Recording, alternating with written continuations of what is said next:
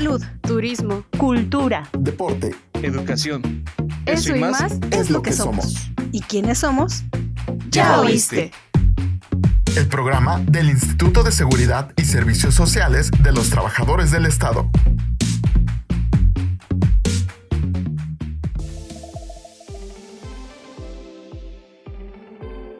Bienvenidos a un nuevo episodio, soy Claudia Mejía. Creo que han escuchado por ahí en las noticias sobre este gusanito, el gusano barrenador. Hoy tenemos un invitado, es un infectólogo, es el doctor Bruno López. ¿Cómo estás? Muy bien, muchas gracias. Gracias por estar aquí y hablar sobre este tema. Sí da miedo, ¿verdad? O sea, sí ha como que metido miedito en la población. Pues lo que se ve da más miedo, ¿no? A veces puede ser más peligroso para la vida en un corto plazo una bacteria que no vemos, pero estos como los se pueden ver al ojo desnudo, como se dice, claro. o sea, la verdad es que sí generan miedo. La invasión de animales o humanos por este tipo de moscas en su fase larvaria, que son los gusanos, y que esa es una miasis, ¿no? Prácticamente es el término de miasis. Pero esta es una fase intermedia de la vida de la mosca, ¿no? Tiene que estar...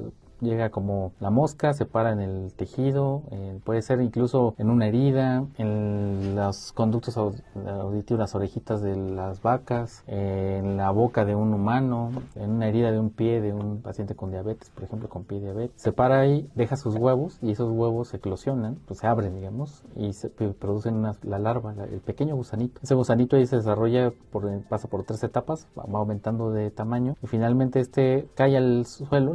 Casi todos, o prácticamente todos de estos, tienen que tener una fase de estar en el ambiente previo a convertirse en una mosca. Entonces pasa al suelo, a la tierra, y de ahí se convierte en una pupa, le llaman, es un nombre como común, y es la fase como es una premosca.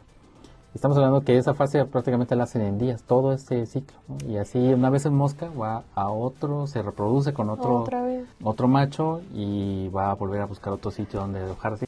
Todas las moscas llevan esa fase. Hay una que es bastante curioso porque ella prefiere poner sus huevos. Se llama dermatobia, le llaman la mosca peluda en algunas regiones. Aparte del ¿cómo gusano se guardador. ve? Se ve similar, la verdad es que la mosca sí tiene unas características en los colores. Por ejemplo, la mosca del gusano barrenador, el Cocliomia omnivorax, que es su nombre así científico, digamos, tiene color como verdáceo. Es color verde, Ay, son es esas grande. moscas grandes. Verdes, exacto, Ay. con la espaldita así como verde. Okay. Y que vuelan pues rápido, a grandes distancias. Y pues se pueden diferenciar en la morfología que tienen. Lo que sí cuesta más trabajo es en la fase de larva, el gusanito, diferenciarlo de otras especies. Ahí sí, porque incluso tienes que verlo con el microscopio, ver ciertas estructuras, y que cambia de gusano, de mosca a mosca, ¿no? Su larva, su gusano es diferente. 3 ejemplos, ¿no? El ejemplo es la mosca que produce el gusano barrenador, ¿no? En su fase larvaria. La mosca doméstica, la mosca clásica que vemos en todos lados. Que también se ve bien fea.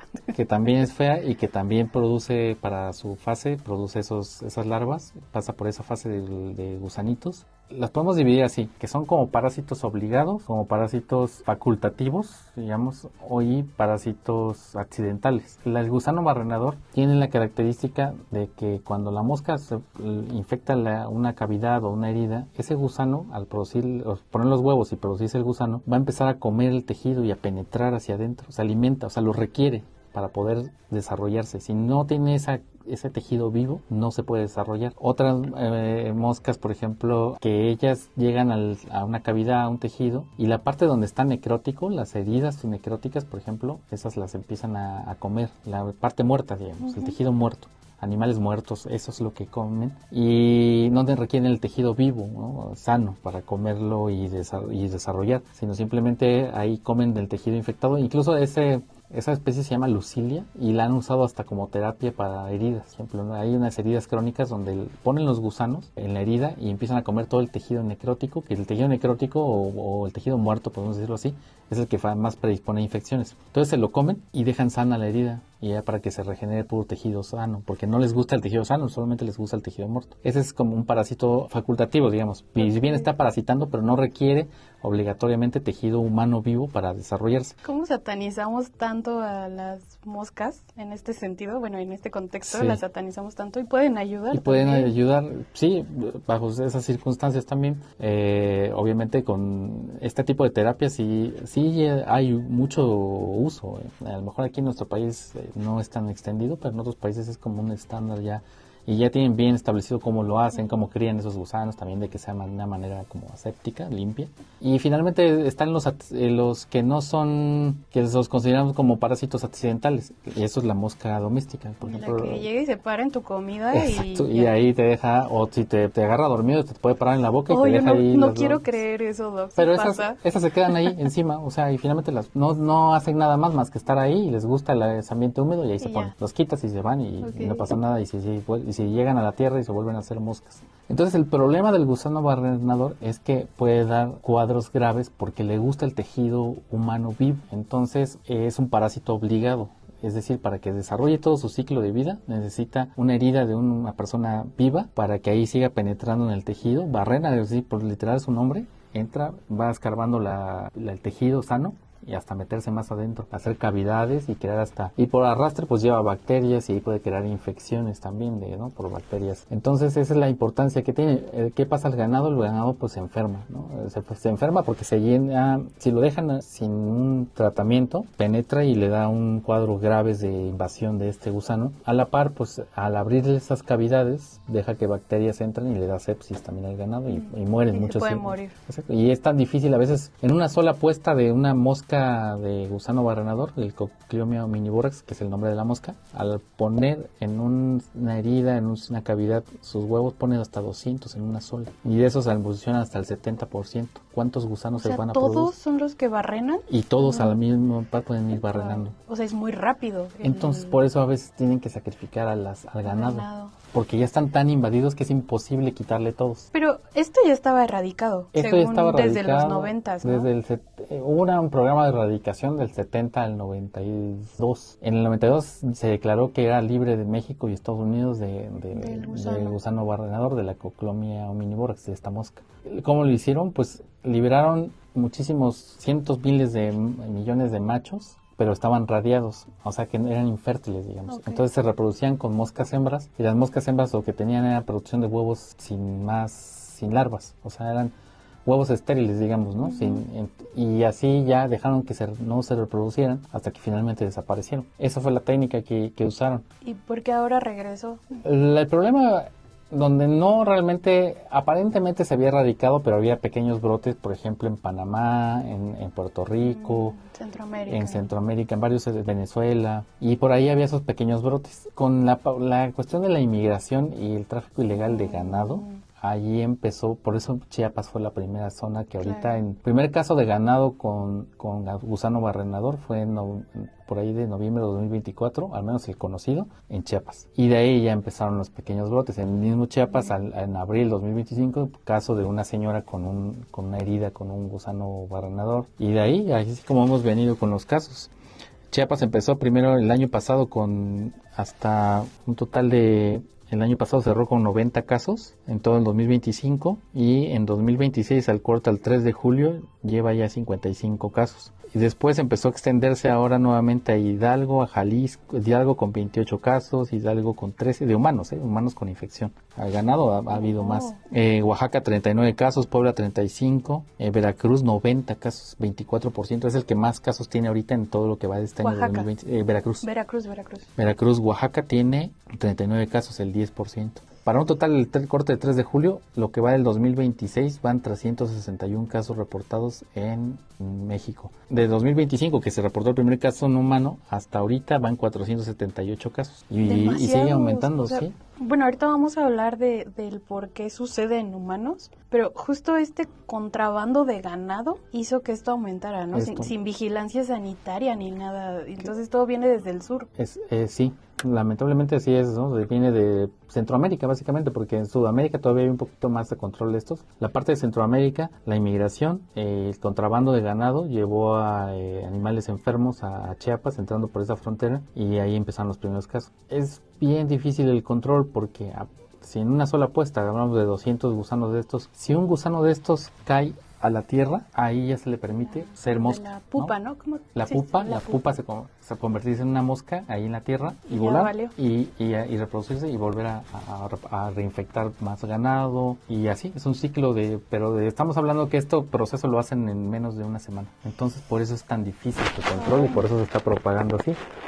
La verdad es que lejos de tener un buen control, creo que está empeorando del año Está pasado, empeorando, desde sí. donde se detectó hasta ahorita, va en aumento. Y a mí me impresionan los casos en humanos porque ¿cuáles son los factores? Supongo que la mala higiene o la falta de higiene Claro. es lo que pues provoca esto, ¿no? Porque si dices que es en heridas o en las personas con diabetes que tampoco se tratan bien, entonces es alarmante. Sí, en humanos no es desconocido. De hecho, hay varios reportes, incluso de aquí de México, de que en pacientes en su hospital en terapias intensivas tuvieron miasis en esos pacientes. Los últimos reportes, sí, por ejemplo, sí, algunos hospitales de aquí de la Ciudad de México ya han reportado que tuvieron un pequeños brotes en su terapia intensiva. Ahora, cuando fue lo de COVID, que había tantos pacientes en un solo momento con ventilación mecánica y que estaban sedados, inmóviles, naturalmente se abre la boca, por ejemplo. Y entonces la boca es el primer lugar donde llega la mosca Una y cavidad. pone los huevos, exacto, y ahí se empieza a generar las larvas, los gusanos.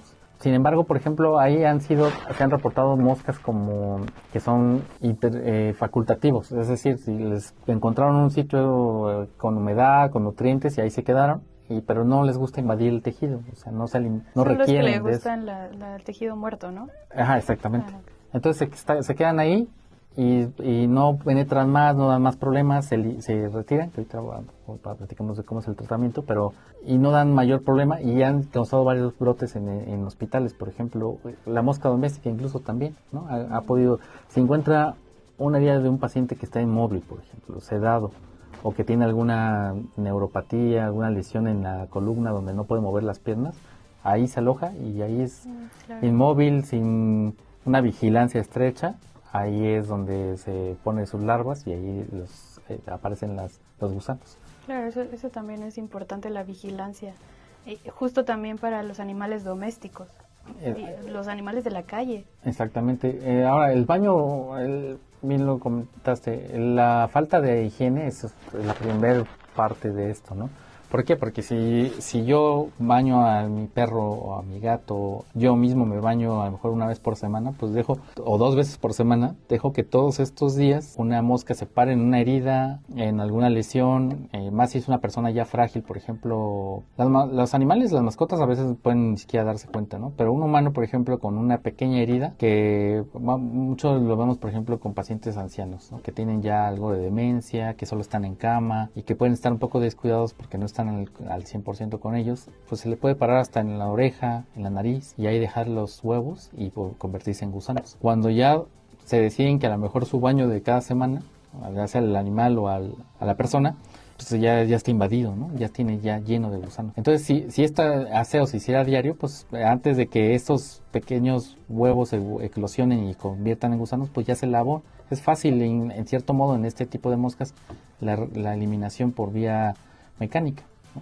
Se retiran y listo. ¿Y qué hacer? O sea, por ejemplo, en el caso de una persona adulta mayor que no tiene vigilancia y cuando lo bañan se dan cuenta que tiene larvas, ¿qué hacer en ese momento? Lo primero es muy importante. Ahorita con el problema del gusano barrenador, pues todo el mundo, o al menos la mayoría de las personas que pues ven los medios de comunicación, están enterados de que este es un problema de salud pública. Entonces ya se les dio hasta un número de teléfono, es a Senacica.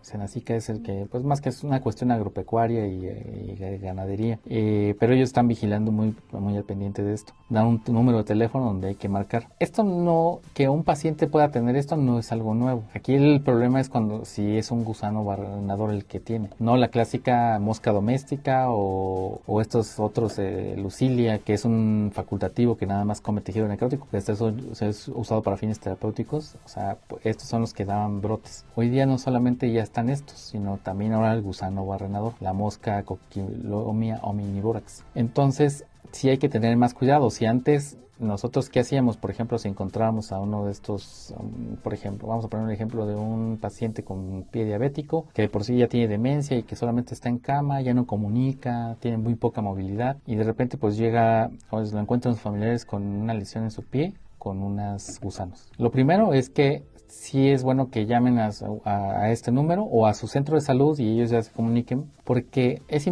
bueno, al menos para la persona que no se dedica al 100% a esto, ver los gusanos no va a poder distinguir si es una de estas de mosca doméstica o si es de gusano barrenador o Lucilia, no va a saber. Entonces hay que ver de que no se trate de que efectivamente que sea gusano barrenador. Y lo siguiente es que no podemos quitarlos y echarlos a la basura. ¿Por qué? Porque eclosionan de nuevamente como mosca, ¿no? Y vuelven a reproducirse y a contaminar el ambiente otra vez y a infectar a otros pacientes o huéspedes. Entonces lo que necesitamos es quitar la mayoría. Recomienda, si no tenemos en ese momento la posibilidad de que nos ayuden a supervisar qué sea, echarlos en un frasco con alcohol. Con alcohol prácticamente se preservan intactos. Mueren, pero se preservan intactos los gusanos. Echamos una porción en alcohol y lo demás tenemos dos opciones. Una es incinerarlos o inundarlos de alcohol y dejarlos en un recipiente cerrado. Aparte de las muestras que ya tenemos, ¿no? O jabón, agua de jabón y dejarlos ahí encerrados. No recomiendan enterrarlos porque finalmente si no van muertos, lo ideal sería también aplastarlos y enterrarlos así, pero a veces son tan pequeños que no pueden ir realmente muertos, ¿no? Aplastados. Las cucarachas, ¿no? Exactamente, las chiquitas que a veces cuesta tanto trabajo aplastar. Sí. Si no los aplasta uno bien y los entierras, pues le das el medio para que vuelva a crecer y a salir. Entonces lo ideal es mejor aplastarlos y meterlos en agua de jabón o en un frasco de alcohol y dejarlos aplastados. Y otra porción sí dejarlos intactos para que puedan reconocerse al microscopio de qué se trata. Si es Lucilia, si es la mosca doméstica, no pasa nada, ¿no? Finalmente tenemos muchos años viviendo con ellos. Lo ideal es tener mosquiteros, una buena higiene, si se encuentran, reportarlos para ver de qué se trata y los médicos generalmente cuando llega uno de estos casos, si es por ejemplo el oído, pues se pone un poquito de aceite, incluso el que se usa para comestible o vaselina, petrolato, vaselina que hace que ellos necesitan aire para poder llevar su ciclo de vida. Si uno les cierra el oxígeno, empiezan a buscar salir hacia el oxígeno, entonces solitos empiezan a salir y ya se retraen. Eso es lo que habitualmente hacemos. El problema del gusano barrenador es que a él no quiere salir, él quiere entrar, le gusta el tejido sano con sangre, humano o animal. Qué entonces intenso, él busca, es como el vampiro, ¿no? Sí, y busca entrar, si tiene posibilidades de entrar, o sea, ha habido reportes que se han encontrado dentro del tímpano, casi ya sienta el cerebro, imagínate. Entonces, por eso es la gravedad de esto. Sí. Entonces, este lleva más cuidado, ¿no? Hay que hacer la misma técnica, pero tratar de sacarlo y que a veces puede ser difícil. Hay que tratar de sacarlos completos, no dejar la cabecita ahí, porque esa puede seguir erosionando y incluso, al menos haciendo daño, ¿no? Dentro del huésped. Ya no puede llevar su ciclo completo de vida, pero sí dañando al paciente. Y hay un medicamento que se llama ivermectina. Ese es lo único que ha ayudado, pero es una ayuda parcial. O sea, es un agente que hace como que paraliza el gusano y hace que la forma de respiración, porque ellos se respiran como por la piel, se inhiba también, entonces finalmente muere. Pero en este tipo de gusanos no siempre es tan efectivo, por eso es que es una ayuda parcial nada más este medicamento, y lo que se requiere finalmente es la extracción mecánica. Esa es la clave del tratamiento. Ok, bueno, estas son como medidas ya teniendo ahí al gusano, sí. Pero sí o sí hay que informar porque esto que estamos diciendo no es como para que te automediques y hagas sí, claro que esto, no. Exacto. Simplemente es información. Sí, hay que ir a atenderse porque sí tiene sus cuidados cómo retirar estos gusanos. A veces si uno los retira nada más, la misma persona familiar del paciente los retira, puede a veces también lastimar al paciente, puede favorecer que también haya una infección. En este momento que como vemos vamos en incremento de casos, sí es importante cada vez que lo tengamos reportarlo o acudir al centro de salud, a la clínica familiar para que sea revisado y se descarte, ¿no? Porque sea un gusano barrenador. ¿Son más casos en ganados porque son más fan del ganado? O sea, ¿les gusta más el ganado, más el animal granja o...? Porque es el huésped más accesible, okay, ¿no? O sea, por ejemplo, dado las características del ganado, si,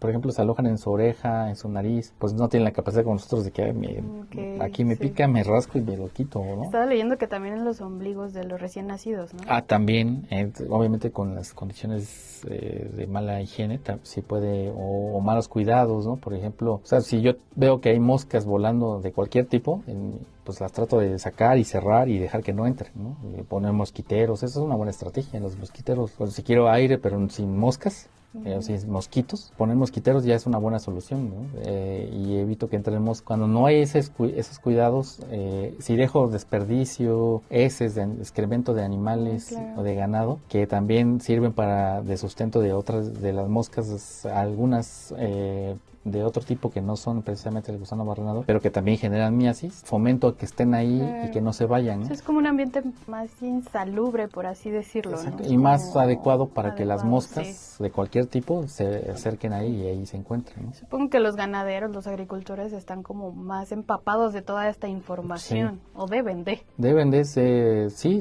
realmente, o sea, las pérdidas que han tenido económicas son impresionantes y han sacrificado cientos de cabezas de ganado, por ejemplo, ¿no? Que eso, imagínense la pérdida. Entonces, y finalmente a todos nos afecta porque pues es comida que se distribuye a todo el país. Y eso aumentando el ganado de contrabando, pues peor.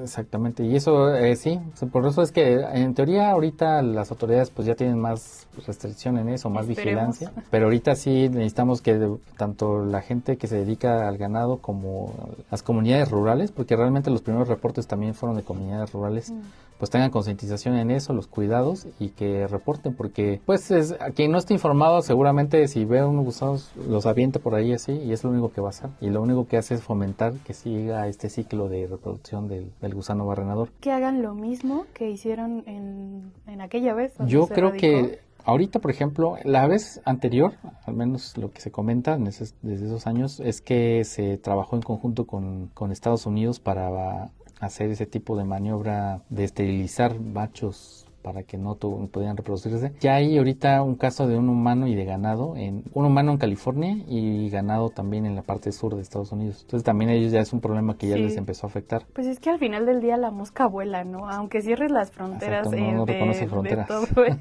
De toda esta, del ganado, bueno, de la exportación de ganado, pues la mosca vuela. Mosca vuela y no le piden visa para entrar. Entonces, sí, exactamente. Entonces, pues es un problema. Si el problema lo tenemos aquí, ya está llegando ahí, ya llegó de hecho. Entonces seguramente ya se van a poner un poquito más en colaboración para ver qué se hace. Seguramente ya deben estar haciendo algún plan, porque así como pinta el panorama, esto se va saliendo de control. Van apareciendo más estados de los que teníamos en un inicio, que era solamente en la frontera sur, Chiapas, ahorita ya es Veracruz, Puebla, ya hay aquí unos casos en Ciudad de México, que pues, parece que eran importados del sur, personas que vinieron de Oaxaca, que llegaron a Xochimilco, pero ahí traían también las lesiones con el gusano barrenador. Afortunadamente los encontraron porque sí los reportaron, pero ya después de tiempo, o sea, ya que avanzó también, ya que avanzó, ¿no? Y que no sabemos si finalmente los gusanos pueden haberse caído ya al suelo y si continúa su reproducción y por ahí andar la mosca, ¿no? Y como bien comentaste ahorita, los animales domésticos, un perro, un gato, también se pueden infectar. Las orejitas, por ejemplo, los perros son un lugar donde les encanta este tipo de... ¿Por qué? Porque finalmente uno sí puede hasta meterse el dedo y rascarse, sí, claro. Pero ellos no. Pero es muy difícil que puedan los animales de la calle, creo que es como aún más preocupación porque nadie los vigila. Tienen heridas, o lo que dices de las orejitas, cualquier cavidad, entonces... Exactamente. Entonces, este tipo de animalito que no lo baña obviamente nadie, y a lo mejor ni siquiera se dan cuenta que está invadido de gusanos y ahí lo sigue diseminando. Solitos caen porque llega un momento en la fase 3 de la larva, o sea, son 3 fases donde ya están más desarrollados que ellos mismos ya quieren irse a la tierra, así, ya quieren salirse para ir a volver a reproducirse. Es bien curioso cómo su ciclo de vida de estas moscas, y son bastante, se guían mucho como moléculas que encuentran en el ambiente y esas van siguiendo, ¿no? Pues por eso es que hay uno, por ejemplo, de estos que también es un tipo de que le gusta el tejido humano también vivo. Pero hay otro que ese también había dado muchos problemas en Centro y Sudamérica. Nada más que su ciclo de replicación no es tan fácil. Dermatobio se llama. Crea a veces nódulos que aquí con gusanos, bolitas con gusanos en la piel. Y también ha dado problemas hace mucho tiempo. Nada más que él requiere que sus huevos ponérselos a un zancudo, digamos, un mosquito de este tipo. Y ese zancudo va y te pica y ya te ponen los huevos. Requiere ese ciclo. Un poquito más complejo, ¿no? Más complejo, exacto. Por eso es que no se ha salido tan de control. Los casos son más esporádicos. Pero básicamente requiere que el mosquito después de que a él le ponen los huevos, vaya y te pique y te deje ahí los huevos. Y eso se ha de dar más en temporada de lluvias. Sí, le gusta los lugares como más de Sí. bosque o lodosos, fangosos y con clima húmedo, sí, exacto. Aquí sí hay casos en México, claro, pero sí es mucho de lugares en Centroamérica, Sudamérica, ahí hay bastantes. Este es uno también de que sí es... Sí, por eso digo que la biología de estos bichos es impresionante. Sí, ya sabrá el gobierno qué hacer, ¿no? También sus medidas y todo, pero en nosotros está también tener muchas de estas medidas de prevención, poner los mosquiteros, tener buena higiene, revisar a nuestras personas adultas mayores, a las personas que tengas como pacientes en hospitales, en casa, los animales de compañía, los animales de la calle. ¿Qué otra medida importante de las que ya hablamos para reforzar? Para reforzar, bueno, el cuidado de las heridas también, no sé si le comentaste, el cuidado de, por ejemplo, en casa, el cuidado de pacientes que están postrados en su cama, pacientes que son inmóviles, pacientes que tienen alteraciones neurológicas que no permiten sentir incluso dolor a veces o comunicar qué problema tienen. Esos son los que deben tener especial atención e incluso hacer una rutina diaria o cada vez que se haya el baño de estos pacientes, el aseo de ellos, revisarles orejas, revisarles la nariz, revisarles la boca, incluso hasta las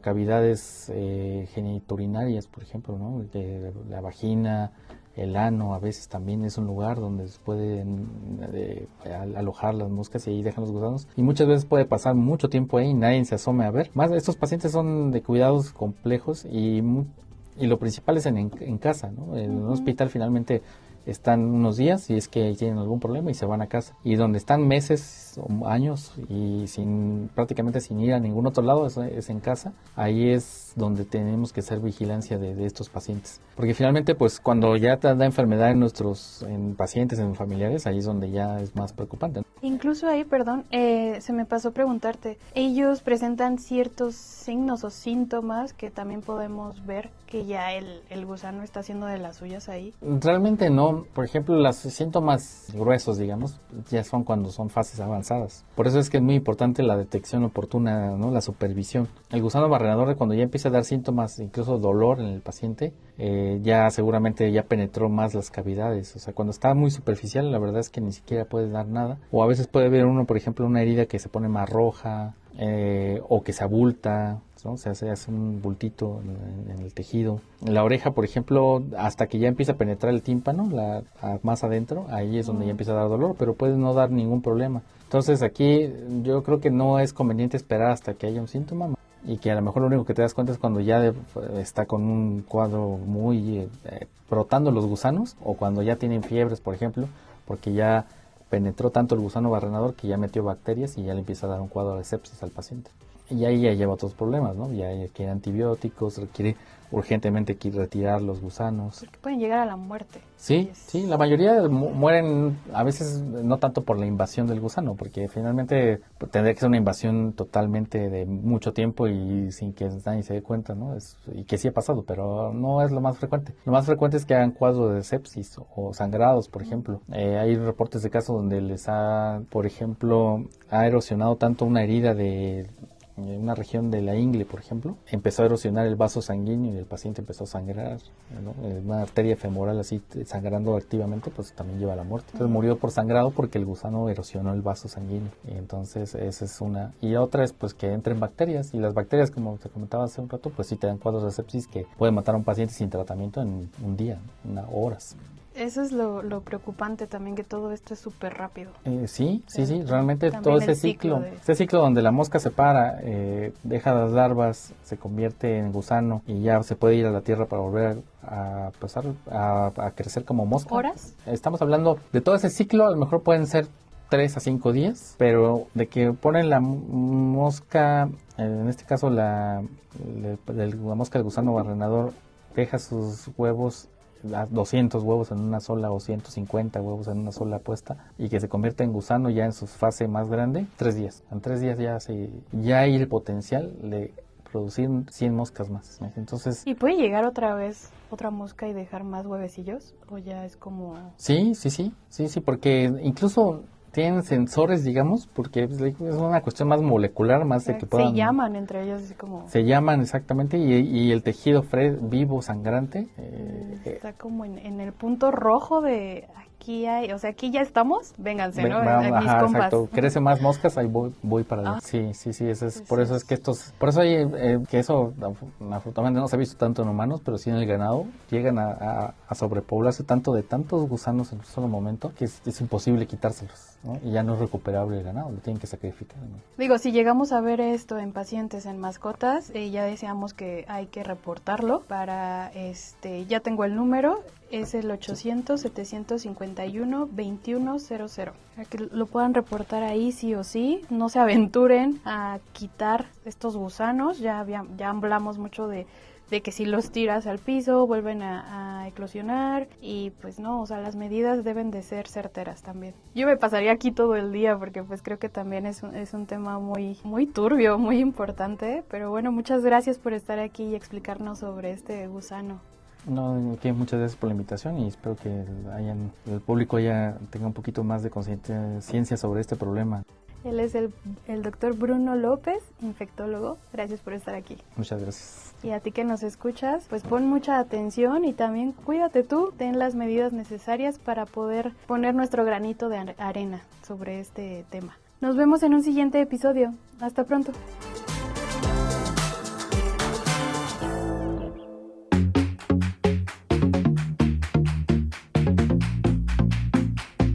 Salud, Turismo, cultura, Deporte. Educación.